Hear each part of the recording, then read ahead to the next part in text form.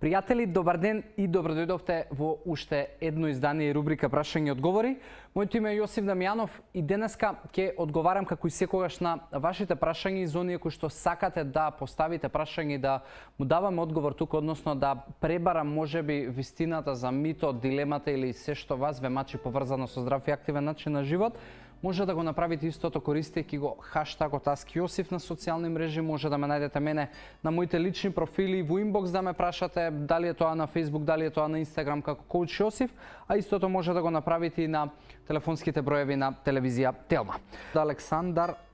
Миндев, кој што прашува дали е пожелно користење на суплементи доколку си интолерантен на глутен. Александар, доколку се работи за целијакија, она сериозна болест на глутен, тогаш дефинитивно треба да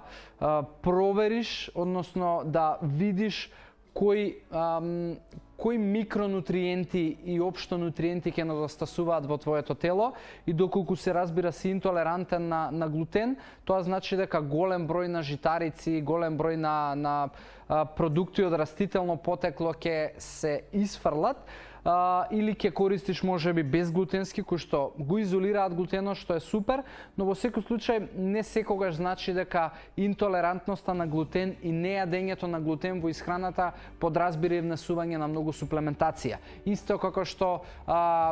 луѓе кои што секако не се интолерантни на глутен, можеби некогаш треба да користат суплементација доколку исклучуваат голем дел од растенијата, овоши, зеленчуци кои што би требало да ги јадат. Значи, по темата суплементација дефинитивно не е лошо да се внесуваат суплементи доколку веќе основната исхрана е осиромашена и доколку навиката за јадење на овоши и зеленчук е сведена на минимум, но доколку јадеш овоши и зеленчук без разлика што си интолерантен на глутен, пак нема логика зошто би користел додатоци во исхрана и суплементација. Така да, подлабоко е ова, но дефинитивно тоа што директно на твоето прашање интолерантноста на глутен нема врска со тоа користење или не користење на суплементи.